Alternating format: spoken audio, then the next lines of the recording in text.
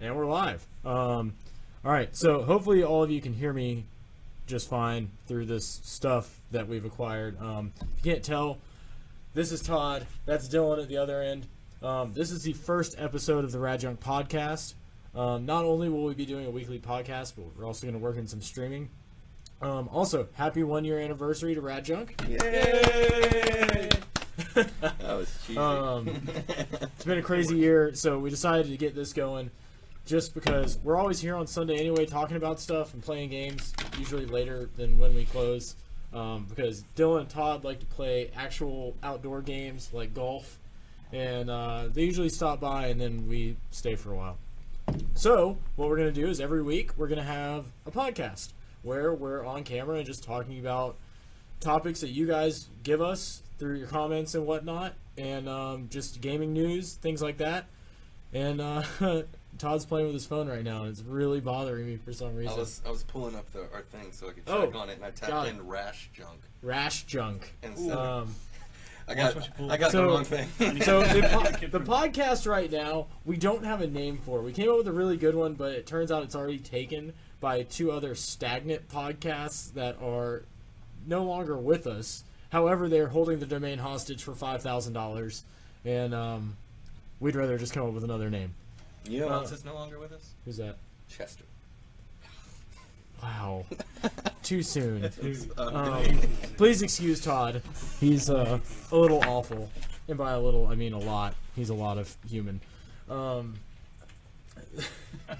yeah, basically we're going to come in here every Sunday. We're going to talk about games and things that happen in the retro gaming community and just gaming community as a whole. Todd plays a lot of Destiny, so he's knowledgeable about crappy games. Absolutely. Absolutely. Dylan collects Atlas games, Amen.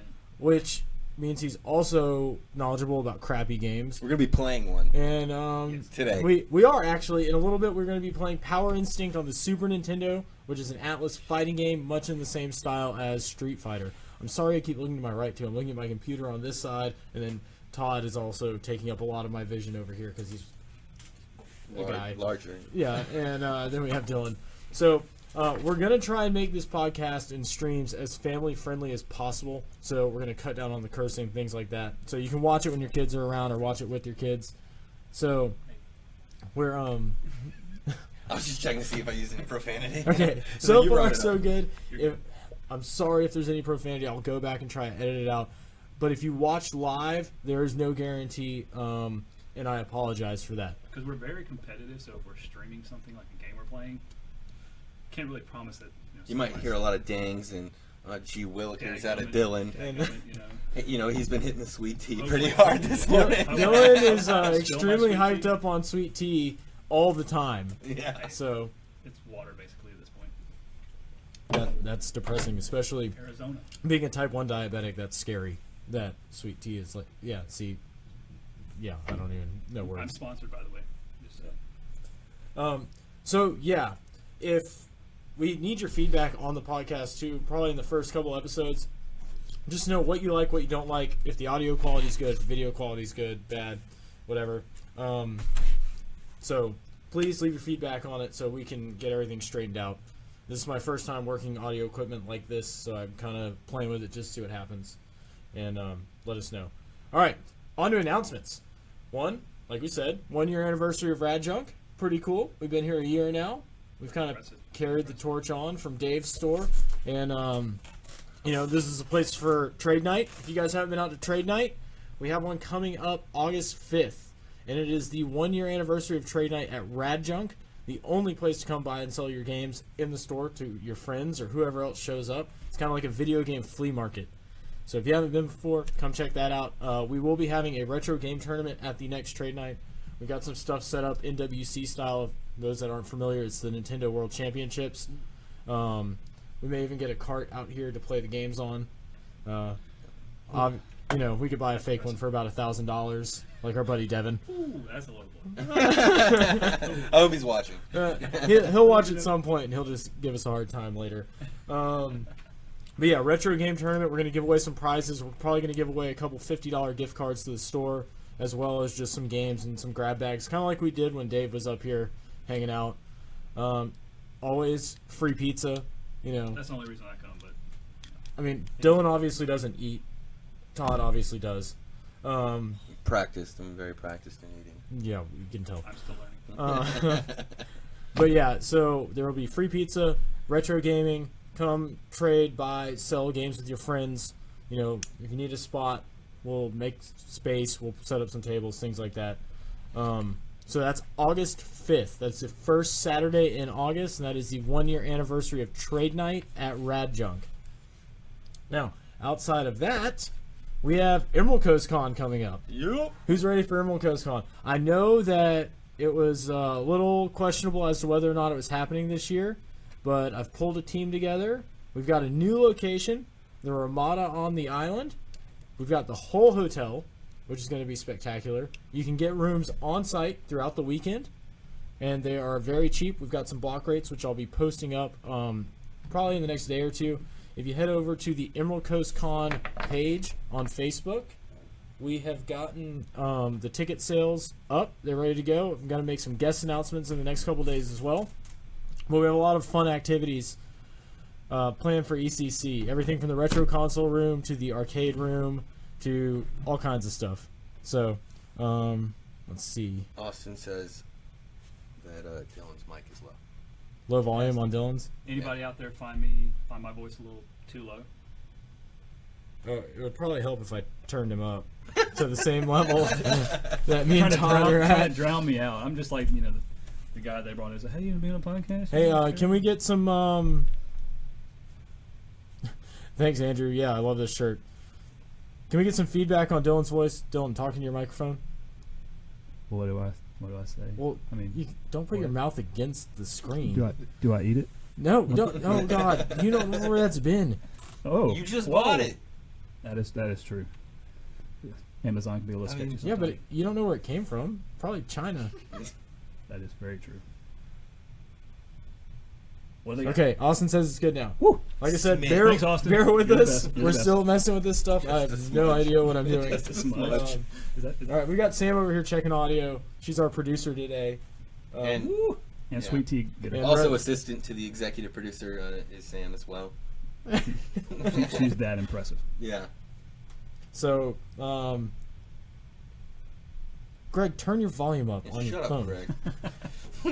No one wants to hear Dylan, from talk like a Greg. normal human being.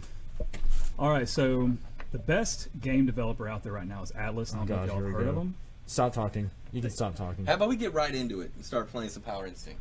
Well, hold on. Let me finish up ECC. I want to So- finish. You told me to speak, and now you're shutting me up. So, back to the matter at hand. Emerald Coast Con is November 18th and 19th at the Ramada Inn on Okaloosa Island. There will be block rates on rooms, so you can stay there throughout the weekend. Party on site. We have the bar connected to the arcade and retro console room, which is going to be fantastic. We've got lots of panels planned. Todd and I will be doing our panel that we did last year along With Dave. With Dave. Dave will be here. We've got That's a big. walkthrough gaming museum. It's going to have some really rare stuff. That is courtesy of UCF Games from South Florida and our friend Tyler Sharp, who is also from South Florida. Rumor has it there will be some game called Stadium something or another and something about Never heard of it. Nintendo Stadium Weekend Champion thing. I don't know. Probably some Sega game. Yeah, it's probably second. Yeah, but who cares about Sega? For sure, Anyway, Shinty. the gaming museum will be pretty cool. Retro console room. Retro console room. Absolutely. That's always So good. important. Come. Staple. Okay, for those who have not been to ECC, one of our favorite things about the convention is the retro console room, because what we do is we bring out a ton of consoles and like rare games and cool games that you probably haven't played before, and Yeah, no, everything from like NES to useless consoles like TurboGrafx and TurboGrafx CD. exactly. You get an opportunity to play games that generally you can't come across of, like had a Little Samson last Evo. year. Little Samson was year Yeah. 1 and 2. Yeah, you just walk up to the counter and be like, "Hey, can I check out Little Samson real quick? Play it for a few minutes." I mean, what other convention can you really do that at? Yeah, you got the lights turned low because it kind of gives you this arcade vibe Exactly. from like the 80s. Exactly. If we can get some like LED rope lights, who knows how it's going to be. But that's probably the best part of ECC next to the drinking. The drinking of water, right? Shots of water. Yeah, Absolutely. or Shots of water. Mega Man themed energy drinks or whatever. Absolutely. Yeah. That's actually Supplied by a great idea. Yes, supplied by RadJunk. So, we also have a big cosplay community that's coming out. We've got Sarah from Blue Knight Cosplay. She's heading up logistics for the convention. She's been the biggest help I've had with the convention thus far, and so appreciative of that. The vendor floor is packed out already. We do have a few Artist Alley tables still available, so if you're looking to sell some of your artwork and whatnot, fill out the application now, because we are literally sold out of 10x10 booths, and I think we have one 8x8 vendor booth left, and then outside of that, Artist Alley tables, we have a few. So if you're looking to get in and kind of get your name out there with what you do in the community or what you sell, now's the time, because this is like the cheapest booths you will ever be able to get at a convention and just have a good time. So yeah, look for more information on that. I'll be posting it up, cross-posting from the Emerald Coast Con page to the RadJunk page. Sorry, my computer's giving me some weird pop-ups, but I think we're okay. So yeah, ECC, November 18th and 19th. It's the convention to go to on the Emerald Coast. It's pretty awesome. It's nice and like quaint and more of an intimate convention because it's just a bunch of people hang out. It's like a big trade night, essentially. So that's coming soon. Tournaments. Obviously at ECC, a big draw from the previous years are the tournaments, whether it be Smash Brothers, Street Fighter, whatever. Blitz. Blitz was a big one. So one thing we're going to do at ECC this year outside of the normal tournament scene of the Smash Brothers and Street Fighter stuff is we're going to work in some retro tournaments, much like we're going to do at Trade Night on the 5th. And Soul Calibur 2? Soul Calibur 2 will be there. Mario Kart Racing? SNES, N64, or Double Dash? Double Dash we did year 1 and that went pretty good. Okay. You guys tell us, what games would you want to play if you were in a retro-themed competition to win some money? There's this one game called Power Instinct. It's pretty spectacular. They keep alluding to this Power Instinct game. You guys are going to see it in a few minutes. It's terrible. It's incredible. It is the worst. It's not that bad. It could be much, much worse. It could be like Smash Brothers.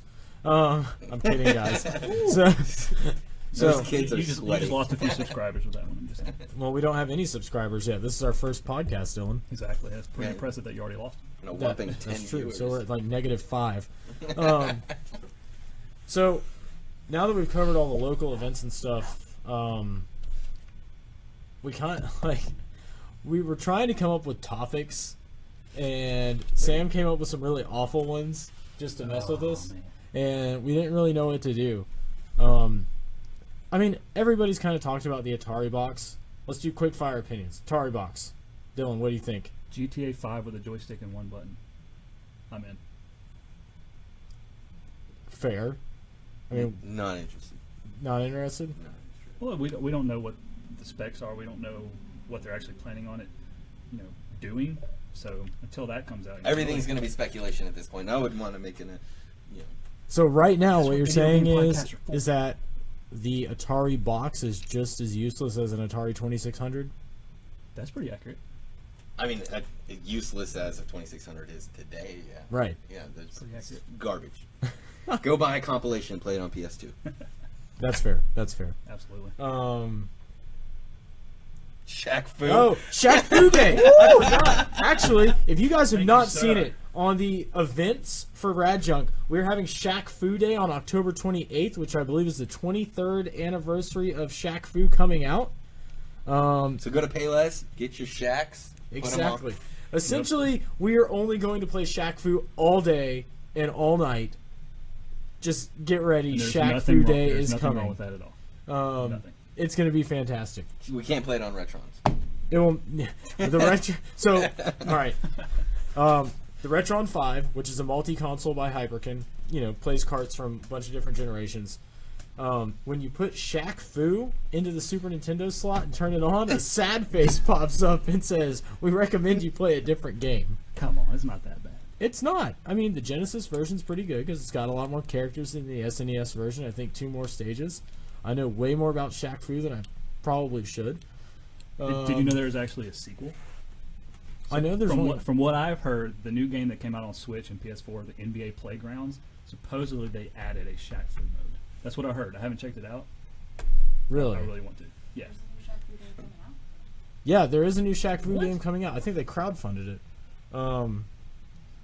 It's Mr. Tyler Hack has joined our stream. I see he just popped into the room. Who is that? I'm glad you're here to join us. Never heard of her. Haven't seen you in about 6 months. Thanks for the JLF joysticks from Evo and the shirt. Wore the shirt the other day. It's great material, nice and soft, much like your face. He's a handsome man. You very handsome man with trusting hands. He's very trusting hand. He could be a barber. So yeah. What else happened in retro? The new SNES mini box thing with the games preloaded on it. Oh, the pre-orders came out on Walmart Yeah. night before last, I think. We So were all three able to snag some, right? Yeah. Did you get one? I didn't. I got one for myself I got and one one. for my brother. I wasn't super interested. It's got a good lineup of games. It's probably the most impressive compilation I've ever seen, honestly. Considering all the not only first party but third party titles they were able to add to it. What I are, was what are blown- I some was of the blown good away. titles that aren't first party that are on there? You on it? Final Fantasy, all the Final Yeah, I they Fantasy. said good title. Good title. Yeah. Ooh, good title. There's 2 more subscribers we just lost before the end. That's a joke because no one plays Final I Fantasy. think the biggest draw is the Star Fox 2. Like, Absolutely. I wonder if they actually completed the ROM or if it's just the same one that's been floating around for a while. I wonder if they added the ROM that's been floating around. I wonder if they added that. Like, would people be upset if they didn't complete it? If they didn't put more work into it? Would people like complain about it? I don't know. I mean, haven't it's not played like it's through not it. like they promised, hey, we actually finished this game. It's playable from start to finish. So here you go. I mean, all it says is, hey, Star Fox 2 is there. I mean, I'll be honest. That's kind of the whole reason why I bought it was for Star Fox 2. Hey, if it's complete, it's going to be impressive. I'm a little jealous that Japan is getting Mystical Ninja because we're not. Yeah, Goemon is Yeah, going to they're be getting on. like 2 or 3 titles that We're not getting it? No, it's only on the Is there Japanese any one. titles that we're getting that they're not? I don't know. Earthbound? I think we're getting Earthbound and they're not. Really? I think so. Are we getting Earthbound? Yep, that's on there. How many people think Earthbound's overrated? I've never played it, It's so fun. I don't know. I'm gonna be. I played it. I bought at ECC, maybe the first one or second. I don't remember. I bought the Earthbound Uncut, Yeah. and I played it. It's a fun RPG. It's good. It's good. All the sprites are, cute characters. It's fun. I think the art's good and it's like quirky. Yeah, that it's makes not. it Its interesting. price tag is definitely not justified. Okay. That's kind of what I was getting I at. mean, because what is the card on there? 160-ish. 160 to 2. Yeah, it's not that good. I mean, it's no like Kakoma Night in Busyland. Yeah, I keep pitching it. So, if you guys have ever played Quix, QIX, It's the greatest game. It's an amazing game. It's fun. How would you describe that? It's kind of like a puzzle game. It's a title game on the NES. Is that the one I played with you where you had? Yeah, we like- played it on the arcade. Yeah, yeah. Basically, And you got the line, and you can get greedy, and then you. It yeah. reminds me of what's the game that was on the computer back in the 90s, like Jazzball or something like that. Remember where you had you had Yes. to cut the corners, make the level smaller, and the Yeah. ball couldn't touch your line or you lost. yeah, It's basically the same. exactly. So you're on a square plane, and you travel around the perimeter of the square plane, and you try and cut sections out to get a certain percentage of that, to make it work. Warren said we look like we should be battle rapping. I'm totally down. We We'll might get some, do that We'll get later. some Def Jam going on the Xbox or something. Oh, we could totally do that. Have you played Def Jam? Very, very We played briefly. the GameCube version. Fight for New York. Yeah, you have to kill somebody with a special move, and we didn't figure that out until 15 minutes into round 1. And we didn't figure out till halfway through that if you pushed them on the edge of the level, the crowd would get involved. Yeah, they would start hitting Oh, you with really? stuff in the crowd. Yeah. Yeah. And I next thing I knew there was a 2x4 coming over my guy's head, and I was like, where did that come from? He didn't even do anything. Yeah. Yeah, what are some games you guys want to see us play? Other than Power Instinct, we know you So- want that one. Right. So, so basically, what we need from the viewers and the audience and all the RadJunk people is we need feedback on the quality. We want topic ideas, and games that we should play. Because in addition to the podcast, which there will be an audio-only version of this, we are going to do some Let's Plays and streams like that. So sometimes it won't be as like podcast format as this with like the boom mics and stuff like that. However, we will be like on a couch or something playing some games. So there's going to be 2 shows essentially. I kind of want us to also hook up Rainbow Islands. Do you have a copy here? Please no. You got a CIV copy, didn't you? No. Or did you sell that one? Our producer is saying no, so we have to say We do not have a copy of Rainbow Islands in the shop. clutch. I definitely have one at home. Nah. Like, you definitely have, like... Actually, 12 you know copies. what's sad? I don't even have my own CIB copy at home. I bought your CIB Yep, copy. I have That's one right. cart-only copy of Rainbow Islands at home. Some collector. Look, you guys gave me crap about Rainbow Islands for a very long time. I bought it and loved it. You're not supposed to fall under peer pressure. I'm just saying. Hey, no peer pressure, but I really, Says the really guy think with you that should play haircut. this. Yeah, exactly. Look at these guys. They're wearing What? matching shirts. That was peer pressure. That's not peer pressure. We just know good clothes when we see them. Exactly. I got these for They're Hagar. very efficient when you're out on the golf course. I'm just saying. Hold on, we're getting Yeah. comments of what we should play. Battletoads. See who rage quits first. That would be Dillon. Mario Sonic Olympics on Wii. Or Someone wants us to play No. 2600. Or we are way too out of shape for that. For what? For Mario and Sonic go to the Olympics on Wii. Or just a Um, DDO. Now, okay. No. So here's the absolutely deal. not. We could totally play some ET on the 2600 at some point. I've just got to finish setting up my conversion thing. Rob says no. Rob says no. Obviously, he doesn't say no because he doesn't. Night Trap. Oh, what's this? He's holding. He's holding a 2600. Okay, Game. Revenge? Revenge of the Beefsteak Tomatoes. Dylan, see if you can like get that label into the webcam. So How's that? that's perfect. So That's a bull tomato. Full tomato. I walked over to our rack of 2600 games after, all the like crap games that we always have, and I just noticed that one. And I say crap games in like a loving way. I'm just not a huge fan of the 2600. It's terrible. It's not too fun. But it's from a different time. So if you like the 2600, awesome. But this game is just freaking weird. I thought it was Attack of the Killer Tomatoes. I would bet money this is not on any of the flashbacks. You're probably not wrong. Considering there's been like 38 versions of it. We were going to play some Dreamcast today. So, If it gets a little loud in here, we're sorry. yeah, Those I was things- worried about the actual, like, sound from the Dreamcast itself when it's spinning a disc. But, we'll figure something out as far as that goes. Todd is, like, walking around the shop right now trying For a to, good game. trying to hunt down some games. Do you have a copy of Bird Game? No.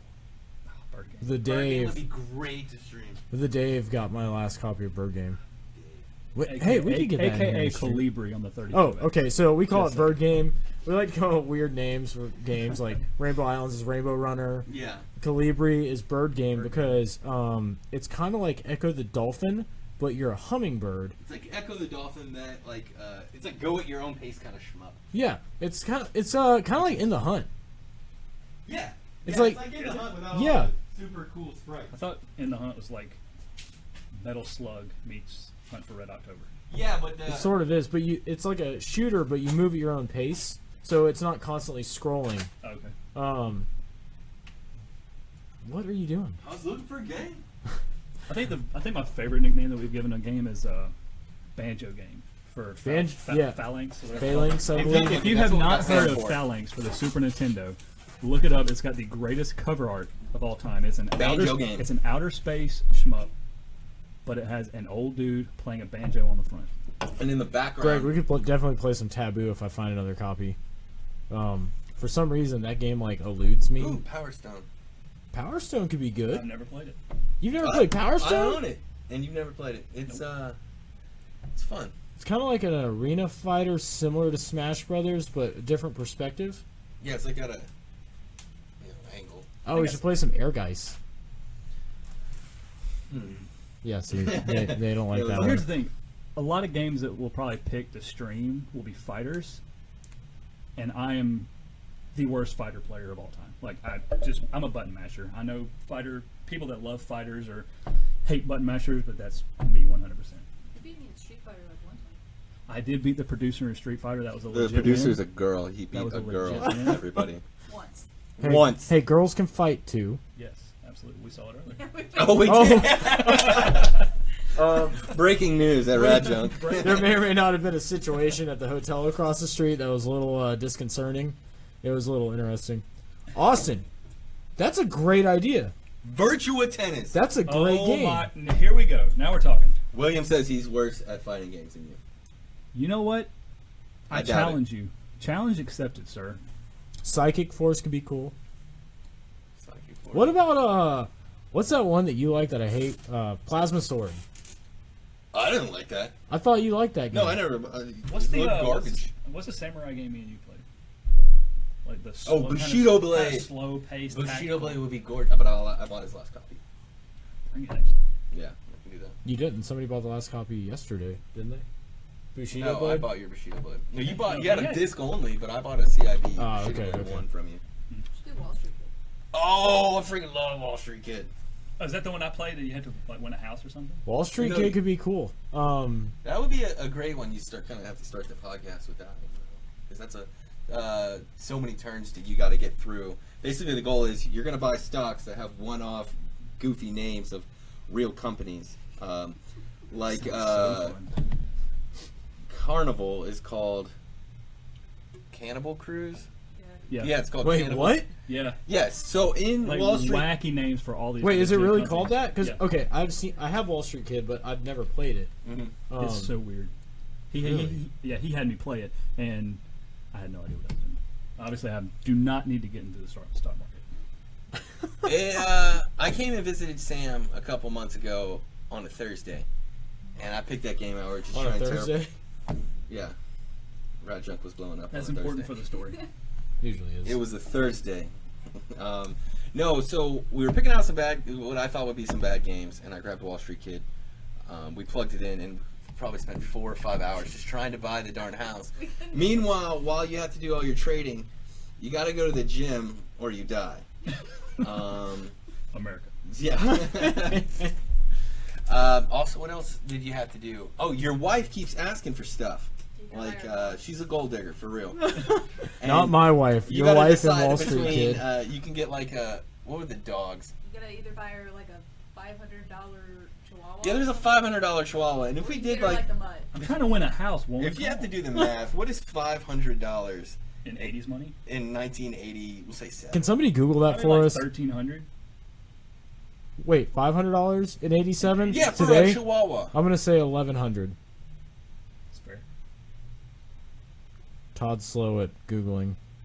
$1,092.45. I was right there. That is We a- both overbid, so we yeah. both lost. It's $1,100 Chihuahua. Your wife wants an $1,100 Chihuahua. Meanwhile, you're trying to buy a house. That's 2 stocks and I mean, cruises. does the Chihuahua have a TurboGrafx tattoo? No. Why? That would make it $1,100 Chihuahua. God, Bad. I'd buy that Chihuahua. you're obsessed. Yeah, Atlas tattoo. He'd buy it. He'd buy me if I had an Sorry, Atlas not a tattoo. Chihuahua. No, he'd buy the No. Chihuahua. Chihuahua, no. It's just a cat. Yeah. Any dog under 50 pounds is basically a cat. Any dog under 25 pounds Well, is okay, a we'll go. cat. You have a cat if your dog weighs less than 25 pounds. Fair enough. What's wrong with cats? Anyway, back to the topic at hand. Yes. Um, So rocking cats. Yes, Atlas great Atlas Oh, game on great NES. Atlas It game. is actually really fun. Fun platformer, very like quirky and. Are you cartoony. gonna preface any Atlas game with great? Oh, because it's true. I'm sorry. It's Let's natural. think of some actually terrible Atlas games. Good luck. Good luck. This is gonna be the longest podcast of all time. Strap in, people. Summer Assault. Summer We haven't even Assault. played it yet. I'm gonna bet that it's awful. It's a puzzle game. Puzzle games are usually fun. Actually, no. What was that Atlas game? Pieces? That's a pretty. It was fun. not a good game. Well, it's Did a you play puzzle with- game where you literally put together a puzzle, but No, we didn't play you with get the mouse. power ups, so you can Ah. screw up your opponent using power ups. So it's pretty clever, and it's kind of cool because it's one of the few games that uses the mouse. That kind of remind. Okay, I know they're not the same game, but we were playing Puyo Puyo Tetris recently. Great. If you haven't Great played that and you have a Switch, oh my Perfect. god, get that game now. Perfect for the Switch. The game is fantastic. It's battle mode. You can either choose Tetris or Puyo Puyo, and the more combos you do, the more you wreck your opponent, and it's super fun. We might have to play that. And it gets really hectic when you're using for Puyo Steam Puyo and controllers for Tetris in the Xbox same game, 360 and they start stacking on top of each other. Good luck. Wait, how do you play House of the Dead on the original Xbox? Hey, Sam, there's a copy of House of the Dead 3, I think, on original Xbox. Let me see it real quick. Yes. Nathan said that would be good. And I happen to agree with Is him. that a light one? Mario Party with booze. We don't drink here. All right, so here We'll we do have shots of sweet tea. House of the Dead. Is that a light gun game? We're about to find Yeah, out. like unsupported right here. Well, we'll have to use a CRT, won't we? Yeah, but we could. I think I can make it work. Absolutely. This is RadJunk. By the way. Yeah, what was our first project we did? We got an Oh. Atari Oh. 400 Okay. working. This is great. Yes. All right. Strap in. This Bill Williams. All right. So one Sunday, Bill Williams. a while ago, a lot of you who are tuning in have probably heard us reference Bill Williams before in some capacity or talk about Bill Williams. So God. one Sunday afternoon, Dillon, even before we opened the store, Dillon has had this Atari 400 computer for like probably 2 years. And he's been trying to pawn it off on people, sell it, whatever. Pawn it off. Yeah, I And- wanted to give it to a loving Well- home that would enjoy it. Well, on the very first day we were open, Dillon takes this Atari 400 computer that weighs about 50 pounds and puts it on the very top shelf behind the counter. For no reason at all. Beautiful, beautiful display piece. Along with all the games. Again, beautiful display piece. So, basically, one day we were bored. It was a Sunday. And we wanted to hook it up. Our wives were here and they were ready to go home. But as always, we started a project at Was 4 Janet here? o'clock. I don't know if Janet was here. It was just Okay, it was Yeah, just y'all- Sam. that when Janet was here, y'all were fixing a different Atari. Oh, that's right. Well, no, we were working on a Commodore when Janet was here. That's right. Yeah. So, suffered alone this time. yeah, Sam suffered alone as usual. Now, the Atari 400 is an interesting beast. Because, well, any Atari really, because they have a connector that doesn't hook up to a modern television. So you have to convert it to an RF signal even though it's already RF. It's really weird. Mm-hmm. But essentially what we did, the only TV that we could use to hook this thing up to was The the NES. NES TV. Yeah. The TV that we have that has the Nintendo built in. It's a Nintendo product. Made by Sharp. Made by Sharp. Then what we had to do was I think we used a We used an NES RF adapter. NES RF adapter into the NES TV, and then used a Sega Genesis controller Yeah, once 'cause we got 'cause it shares fired the up. same- it shares the same port. Right. So Yeah. we basically hardwired an RF adapter into the main board of the Atari 400 computer, and got it working. Right. But Now- not only that, talk We about went through the game. the cassette player. Oh, yes. So we were looking at some games to play, and the box that Dillon kept it in had, like, some folders in there with the games. So we pull out, the first one I pull out is Salmon Run. And it says by Bill Williams. We don't think too much about it. So they're over there. There's a cassette player. But basically, you put the cassette player inside of the player, hit play. Cassette tape inside the cassette player. What did I say? Cassette player inside the cassette player. All right. That's, Inception. yeah. Conception. So you put the cassette inside of the cassette player, and you hit play. And you have to wait for the whole cassette to play through. And while it's doing that, it's downloading. So meanwhile, while they're trying to figure that out, the Atari 400 is making all sorts of noises. I'm reading through the folder, and if you could pull up a picture of Bill to show everybody. Oh my god. So Well, I'll see if I can get one. Atari had a program Yeah, you tried. back in the... When did Atari 400 come out? In 800? I want to say it was late 80s. Or early 80s, I'm sorry. So not late 80s. around that time, they had what's called the Atari Exchange Program, and amateur programmers would make their game, create their label art, do a little bio on themselves, an instructional manual to go with it, and they would send it off to Atari. Atari would throw probably 90% of it away and keep some and then publish it. And when they did that, you would say, what did it say on the front? AEX? It was Atari Program AEP. Exchange. Yeah. Yeah. AP. AXP. AXP, that's it. On the front of it. So, I'm reading through it, and we get super interested in this Bill Williams character, who he ended up making a couple of games, Bart's Nightmare, On the SNES. Super Nintendo, yeah. And Monopoly on the NES. And Monopoly. And he did some Amiga games, and he did some cool stuff, and they all got decent reviews. But there's a sweet picture in the back. Were you able to pull it up for him? I'm pulling it up now. I'm going to embed it in the stream. So, keep talking, Todd. I got you. Do we have the Salmon Run folder here? It's at my house. It's All right, so when so this is Bill Williams. If you just saw that pop up on the screen over Todd's face, it's like Bill Williams is with you. He's with us in I'm gonna spirit. duck inside of him. oh, maybe. Oh yeah, so we basically like started somewhat worshiping this guy as a game developer, and we started looking into his past and what he's done, and we pulled up he actually has a wiki page, and we're like, man, we actually found information on the guy, and he died like 15 years ago. Well, what we tried to do, what was interesting, because I believe you guys said it, he had his phone number in the guide that said if you need help, to call him.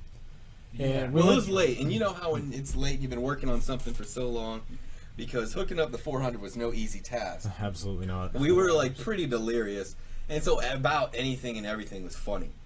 So we saw the phone number there. Well, let's give him a ring. Obviously, no luck. We tried to research a little further, and that's when we found out that he was dead. Yeah, moral of the story, that was our first project that kind of solidified the Sunday podcast, which we're the Bill Williams gang. Yeah. Pretty much. So, yeah, but really crazy background, and it's kind of funny that when you think about it, the Atari Program Exchanger or Exchange program was like the first indie development thing that you could do for a major gaming company. Yeah, and that basically started indie games. Yeah, and he went from doing that to, recording this one game onto a cassette tape and sending it to Atari to having this, like, crazy career as a programmer. What was the PC game company? Was it Broderbund? He Broderbund. Broderbund. Yeah, and they also did some NES games. Yeah, and then they did Monopoly on NES and then Bart's Nightmare on SNES. Mm-hmm. And it's kind of crazy. So we'll take Bill away now. Bye, Bill. Hey, we need that, Bill. what's the Amiga picture? Oh man, I highly doubt it. The Amiga picture on Sinbad? Yeah. We'll save that for the next one. All right. Yeah, the game should be in this week, so we'll show it next time. Point being, we do a lot of crazy projects. We've done everything from the Atari 400 to a Commodore 64 to somebody brought us a really great Atari 800 computer that we got going. We had the Sega Master System 3D glasses working on a Sega CDX. Oh. Yeah, we put the power converter. Yeah. The power converter for Master System does work on the CDX. So there's an accessory for the Sega Genesis called the Sega Power Base Converter, and it only is supposed to go into a Model 1 Genesis because it has like this round dome that it kind of fits on. And we plugged that into a Sega CDX and then plugged the Master System 3D glasses into the card slot. But we also had that running with a JVC XI power supply, which is obviously the same as CDX. They're essentially the same system. So we got that working. So we're probably going to do a lot of that as well. So get ready. It's probably going to be really stupid, really funny. We love experimentation. Yeah, we said, I guess it was a couple Sundays ago, we talked about this podcast. We were going to look at trying to capture on the podcast of us getting retro consoles online.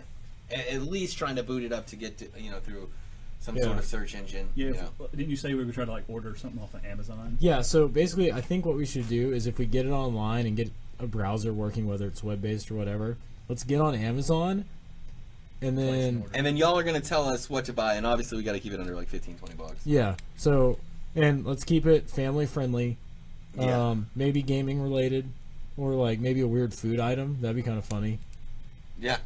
Like some weird candy or something. Something from the era that the system. And then obviously we'll have a wrap. That's good. That's like a if we power up the Sega Genesis and get it going or something, we order some Surge or something. Oh, that'd be cool. Some time period. Doritos 3Ds. Yeah. They still exist. No. Apparently a bag was found in Mexico. But they weren't the jalapeno cheddar ones, so who cares? Supposedly Oreo O's are coming back. We saw them in store. Walmart had them, I believe, recently. Zima's back. Zima is back. I haven't tried it because it's sugar water. Yeah.